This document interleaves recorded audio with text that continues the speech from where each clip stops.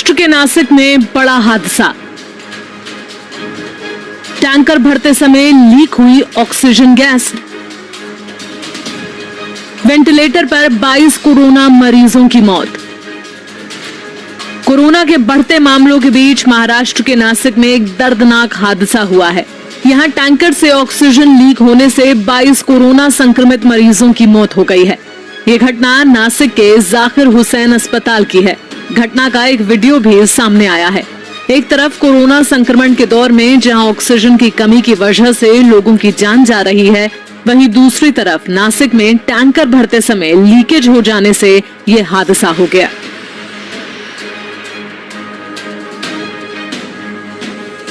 दरअसल नासिक के जाकिर हुसैन अस्पताल के बाहर अचानक ऑक्सीजन टैंक लीक हो गया। एक मीडिया रिपोर्ट के मुताबिक उस समय अस्पताल में 150 मरीज ऐसे थे जिन्हें ऑक्सीजन की जरूरत थी। इसमें करीब 23 मरीज वेंटिलेटर पर, जबकि अन्य मरीज ऑक्सीजन सपोर्ट पर थे। बताया जा रहा है कि अस्पताल में ऑक्सीजन फिलिंग करते हुए गैस लीक हो गई।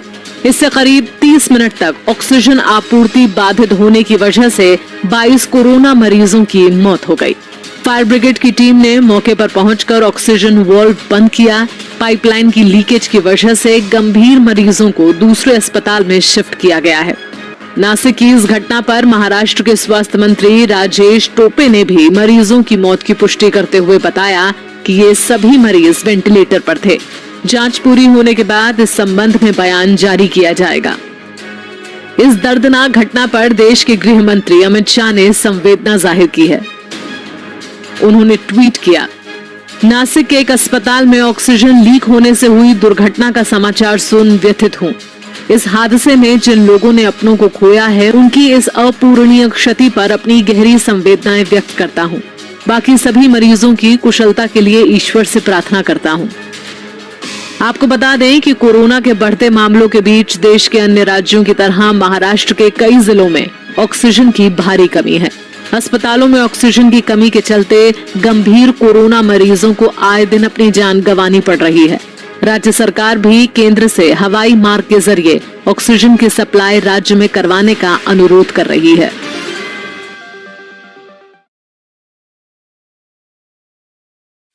It's Devi Shetty here from Narayan Hridayalaya, Bangalore. I have a very important message to everyone living in our country. As you are aware, pandemic is spreading very fast, and earlier it was happening in some remote locations of your town or a village. Now it is happening just next to your house, and it's a matter of time before it can happen in your own house. My message to all of you is, if you have any symptom like body ache, fever, cold, cough, anything, or indigestion, diarrhea, vomiting, whatever problem you have, I have one important message. Please get yourself tested for COVID. That is the most important thing you need to do.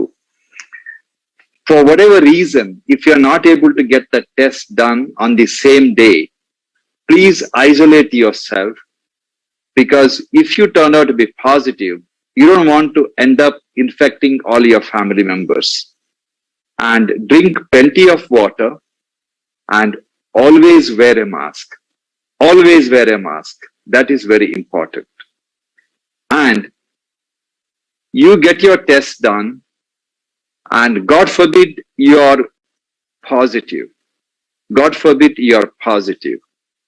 My recommendation is that first you see a doctor, get their opinion. It is very, very important for you to get the opinion from a well-trained doctor who knows how to manage COVID. And it is very important that they may ask you to undergo some blood tests. If it is required, you please do it. Don't panic.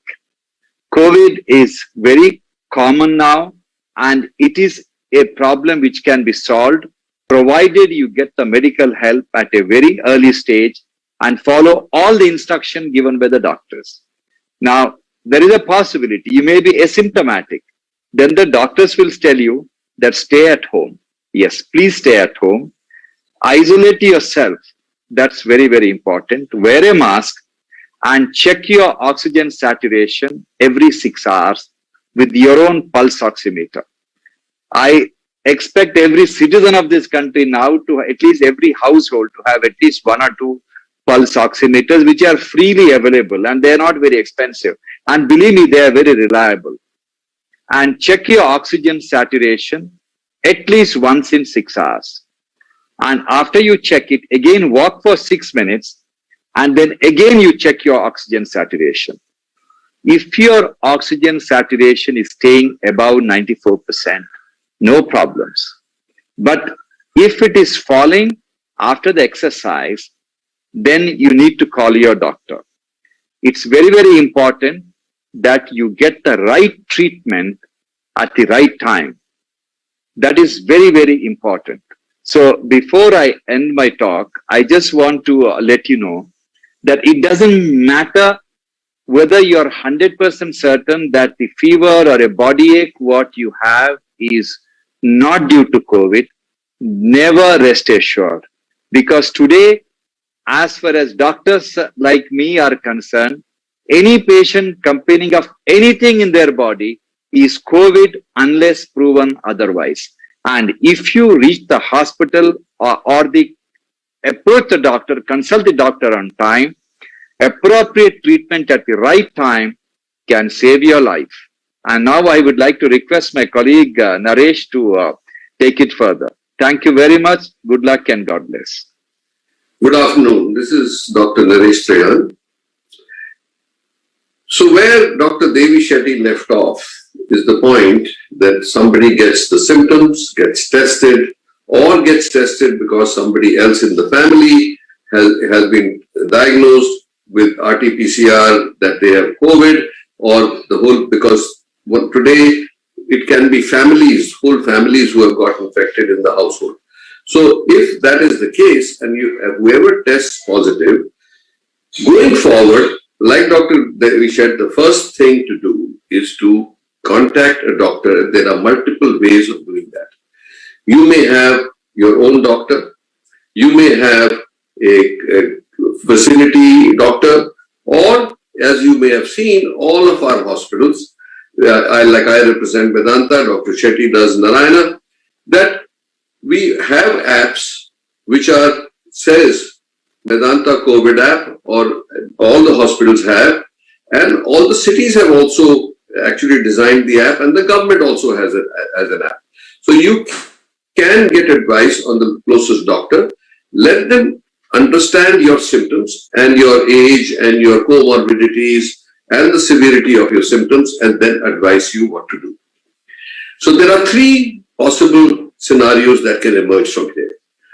One is the fact that you are not sick so much that we don't expect you to recover at home, that the treatment can be started at home right away, and monitoring at home can be done, and you have given guidelines of what medicines to take, and the medicines will vary according to the need of the individual. That's why you need a doctor to understand your symptoms and your other comorbidities and other things, and then prescribe.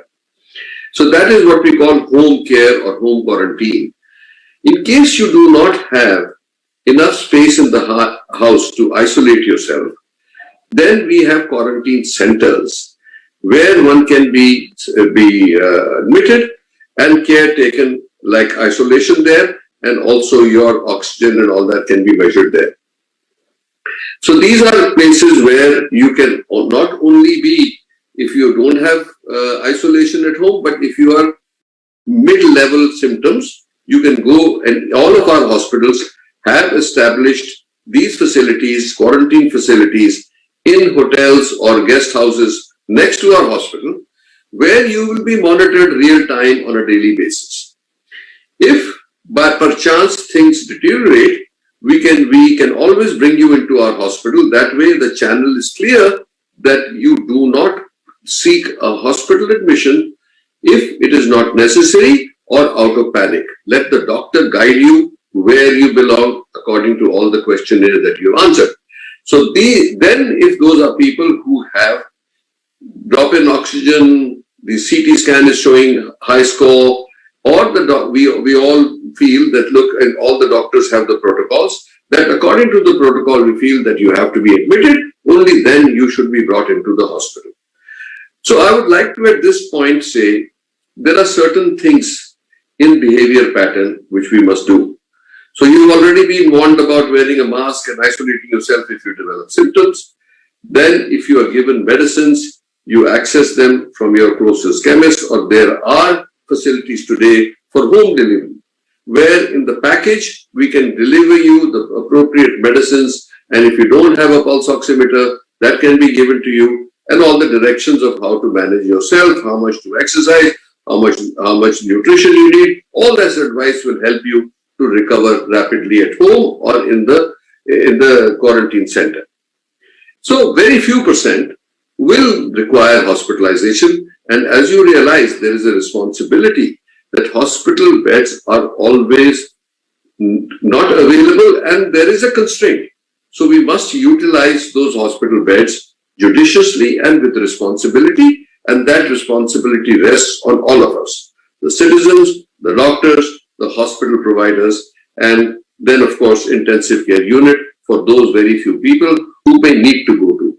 But today you must feel comfortable with the fact that you will have a very high chance that you'll get cured. So don't panic and don't have so much anxiety that you get confused on the pathway that you have to follow. That is one part. The other part is that we are fortunately in India, where our pharmaceutical industry has come a long way in helping with this fight. They have ramped up their facilities, they have made connections from overseas companies to bring the medicines to India, manufacture them in India. So you take medicines like Faviflu, you take remdesivir, you take some of the other vitamins and all that you need, we prescribe. All those have been manufactured in India in enough quantity. Now you may have heard there was a shortage of remdesivir available. So I want to address the fact, when do you need remdesivir? We have now made a protocol that remdesivir is to be given not to everybody who will test positive, and that misconception I would like to take out of people's mind. Only the doctor will look at a set of test results and a set of symptoms which show that a person is experiencing a viral load which is giving them high fever. They are vulnerable population, like people who have liver disease, who have kidney disease, people who are on chemotherapy but from cancer, highly diabetics, obese people. People who have BMI greater than 35 are the ones who are most vulnerable, and people who are showing signs of cough, fever, which is not responsive to other medicines. So in the first few days of the illness, if the doctor feels appropriate, only then remdesivir is to be given, and not to be given to everybody. It is not a Ramban, and it is only effective in decreasing the viral load in the people who need it. Having said that, then we know that there will be other treatments like cortisone if you enter the phase of cytokine response. This is the response of the body to fight the virus and the protein, and there are prescribed medicines for that, and that they are also based on certain tests which we will be prescribed by the doctor. So those blood tests will tell us if there is inflammation in the body, and the chest HRCT, that is the chest CT, will also tell us if there is enough inflammation that it justifies the use of steroids and other drugs. So majority, the vast majority will be treated and will recover rapidly over a period of time. So that's the way to go. So if all this is being done and your oxygen level is falling and not responding to oxygen, and the doctor feels that it's time to come into the hospital, they'll advise you to come into the hospital. So that's the other part I would like to say, that in any country, any part of the world, there is X amount of oxygen available as a product, as production. Today, we have enough oxygen if we try to use it judiciously. We don't want to waste oxygen.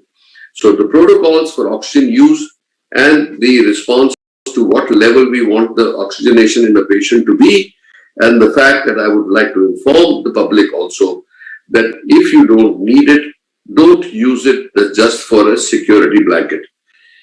If you are not using it and you are walking around or eating or something, switch off the oxygen. We are giving the same advisory to doctors and to hospitals also, that judicious use of oxygen most definitely should be done, and any patient who needs it should get it.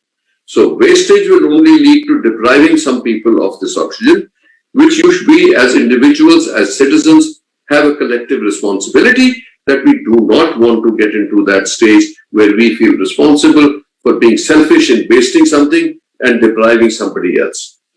So, having given you that, there is good hope, but masking, of course, is your first duty. Wear it, distance yourself, and hand hygiene is every citizen's responsibility and the first line of defense and the most effective way of preventing the virus from spreading. So the bed situation in India, a lot of expansion of capacity has been done in the last year. We are also more capacities to be added, but what I would like to communicate is, and appeal to people is, don't rush to the hospital just because you have tested positive. You will be taken care of or will be given beds if everybody participates responsibly in this and the doctor prescribes that yes, it's time to bring you into the hospital. Same advice we are giving to all our doctors also, to take care of patients properly. When they need it, only then advise that they should come into the hospital. There is no such thing as preventive hospitalization. We should not do that. There is always a limited capacity, but we will go. And you will appreciate that for the over last 15 months, the medical community, the health line workers, the frontline workers, we are all standing, fighting together this whole unfortunate event that has happened. And we need your help in reducing the burden, and we can do a much better job for you. So with that, thank you for listening to my communication, and I'll hand it over to Dr. Guleria, who will add to whatever things that needs to be done in addition, and give an overview of what the population, potential patients, and doctors and hospitals need to do. Thank you for your attention, and over to Dr. Guleria, please. Thank you, sir. Thank you, Dr. Trehan. And I'll be addressing a few things which I think are important for the public to understand as far as the current situation in the pandemic is concerned. And I'll take it from where Dr. Trehan left off. The first, of course, most important thing to understand is that in COVID-19, and we have now enough data, that more than 85% of people will recover without any really specific treatment in the form of remdesivir, steroids, or any other drugs that we are talking about. Most of them will have features which will be like a common cold, body aches, fever, sore throat. Some may have gastritis, and over a period of 5 to 7 days, they will recover with just symptomatic treatment, which means just taking paracetamol, keeping yourself hydrated, doing your regular exercise, taking your vitamins, and just being positive about your health. It's only 15% of people who may go on to what we call moderate disease, where your oxygen saturation may fall, or you may have high-grade fever, and there may be markers to suggest ongoing inflammation. Now, it's only in that percentage of people who have other features to suggest that the disease has progressed that we need to give treatment in the form of remdesivir, steroids, anticoagulants, and sometimes we also give convalescent plasma. So it's important for everyone to understand that most of us who are either in home isolation or even in the hospital because of panic don't really need any specific treatment. Like you treat a simple cold, you can get away with treating COVID in majority of people with just taking paracetamol, keeping yourself well hydrated. It's only a small percentage which will require drugs like remdesivir, and there is no data which suggests that remdesivir taken in mild disease will save lives or will have any benefit. The data for remdesivir does not show that it actually decreases mortality. It only has been shown to decrease hospital stay. And the large study done by WHO, the recovery trial, was a negative study. It did not show any role of remdesivir. Therefore, don't consider this to be a magic bullet. It is something that we need to keep in mind. So that is the first message that I would like to give, that majority of people don't need to panic. They can home isolate themselves. And as Dr. Devi Shetty said, monitor yourself at home, keep yourself well hydrated, monitor your saturation, and consult your doctor if you have any worry. But you will become all right staying at home, and you will not need to come to the hospital. Very few will actually need to come to the hospital.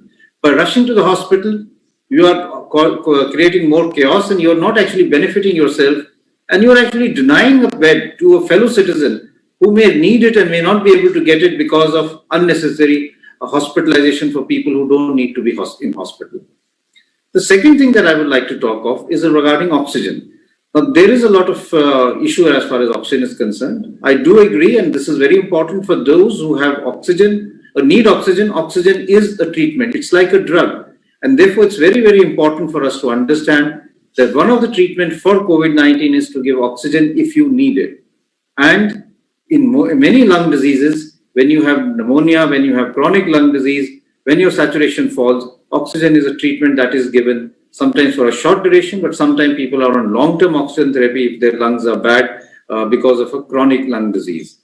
Now, an important issue here is that taking oxygen intermittently.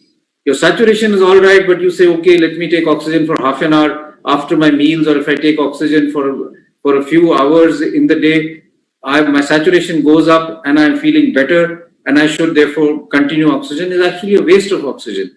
There is no data to show that this will be of any help to you, and therefore this is something that you should not do. Many patients have started keeping oxygen cylinders at home and have started taking it for half an hour, 2 hours. That itself is more harmful and is actually again denying oxygen to people who actually need it. The third important thing to remember as far as oxygen is concerned is oxygen is carried in our blood, and we look at what is the oxygen which is carried in the blood by looking at the oxygen saturation. But if your saturation is 92, 93, or your saturation is 98, 99, the actual oxygen in the blood is not very different, because the oxygen dissociation curve is what we call a sigmoid curve. And after you reach a saturation of 90, it is actually flat. So you don't really get too much of oxygen in your blood, even if you go from 92 to 98. Therefore, in those individuals who are having an oxygen saturation of 93, 94, there is no need to really take high oxygen or high flow oxygen just to maintain your saturation at 98, 99. It is not going to be of any benefit. Therefore, you should have a judicious use of oxygen. There is no need to take oxygen if your saturation is over 95. If it is less than 9 and over 94, if it is less than 94, you need close monitoring, but you still may not need oxygen, because your oxygen in the blood is still sufficient in those patients who are healthy. In some patients who have chronic disease or who have other problems like chronic heart disease, you may want to keep the oxygen saturation on a slightly higher side. But even if your oxygen is around 90, 92, don't panic, consult your doctor. You may need to be very closely monitored, but it is not that you should start oxygen to maintain your saturation over 97, 98. It is actually going to be of not much benefit. And I think as a country collectively, if we work together and say that we will use remdesivir judiciously, we use oxygen judiciously, there will be no shortage of oxygen, whether we talk of Maharashtra, Delhi, Chhattisgarh, or any other state, because in terms of the number of patients who need oxygen and the supply of oxygen, that is well balanced. But if you suddenly start hoarding oxygen, if you start using it when you don't need it, then obviously you will have a deficiency which is self-created rather than actually existing. So my appeal to everyone is that please don't take oxygen when it is not required. Taking oxygen just for the fun of it is denying oxygen to someone who may actually need it and whose life could be saved. And secondly, even if your oxygen saturation is 93, 94, don't rush to take oxygen to bring it up to 98, 99. Your oxygen carrying capacity in the blood will remain the same. It is not going to change so much as far as the oxygen dissociation curve is concerned. This third thing that I wanted to mention was regarding vaccination. There is a lot of fear that now what is the point in getting vaccination, because I know a person who got vaccinated and even after 2 weeks of vaccination, he got COVID-19. The vaccine prevents you from getting disease. It may not prevent you from getting infection. And we must understand the difference between the two. The vaccine will prevent you from getting disease in the form of severe illness, hospitalization, going into the ICU, or even dying from COVID-19. We know that it has a good protection in majority of people as far as the vaccine is concerned. But in some, you may still get, when you are exposed to a patient with COVID-19, the virus may still come in your nose and throat. It may multiply there for some time, but the antibodies which have been produced because of the vaccine that you've taken will not allow the virus to further replicate, and it will not allow the disease to become more severe, and therefore you will be saved. But during that time, your RT-PCR test can be positive and you may be infectious to others. Therefore, it's very important for all of us to understand that even after getting the vaccine, we may have a positive COVID report and we will also be infectious. So wearing a mask even after you have become COVID positive, after you got your vaccine, is very, very important to protect your near and dear ones, your family members, your colleagues, because they may not have been vaccinated or their vaccine may not have been completed in terms of both the shots, and they may be susceptible to the infection.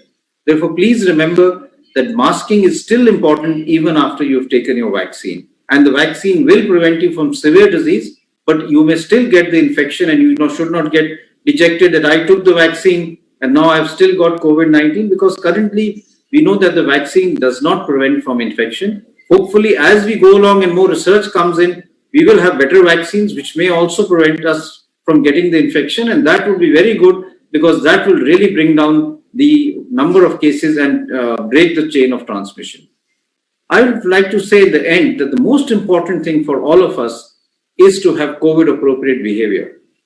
Vaccine is just one weapon that we have, but vaccine is not something which will bring down the pandemic.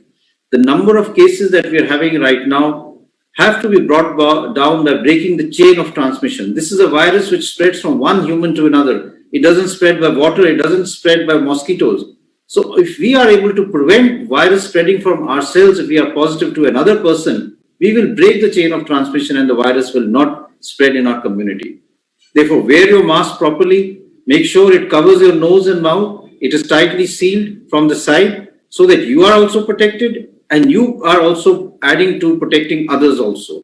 So masking up is very, very important. Along with that, maintain your distance, 2 gaz ki duri. Along with that, wash your hands regularly. If you are in an indoor environment, make sure that there is good cross ventilation, because we are now knowing that the virus can stay as an aerosol in the air for a longer period in time, and therefore having good cross ventilation and making sure that all the air in the room is well circulated is also very, very important.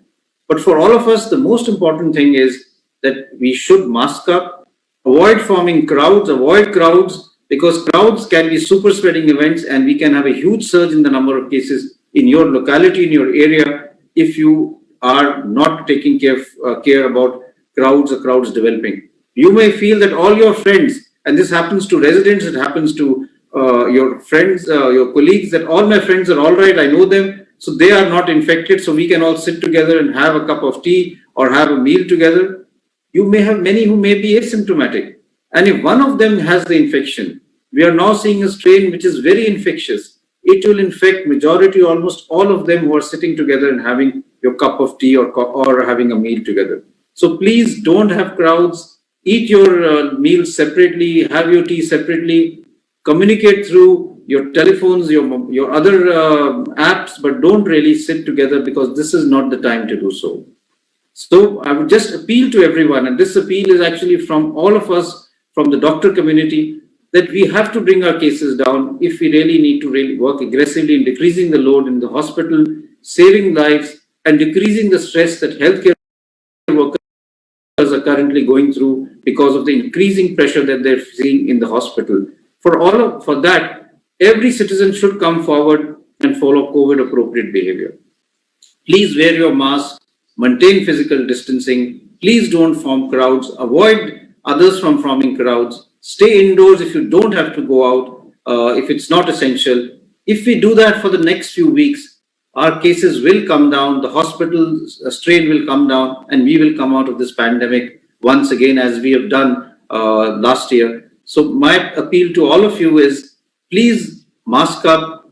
If we all get together, we can come through this very, very successfully and in a very short time. So, and finally, I'd like to thank my colleagues Dr. Naresh Trehan and Dr. Devi Shetty for being part of this conference that we had. And again, I'd like to appeal to everyone to wear their mask and maintain physical distancing. Thank you very much.